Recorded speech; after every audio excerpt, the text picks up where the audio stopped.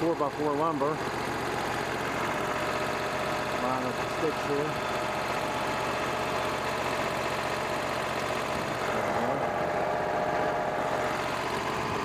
Close the water.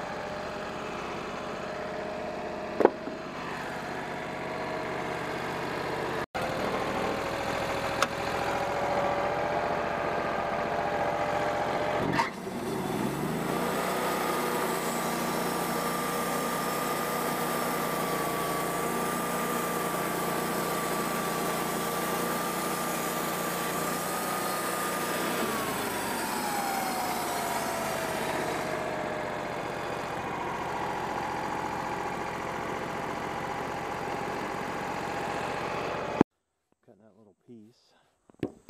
I got a little thicker 1x1 here. That was what was left.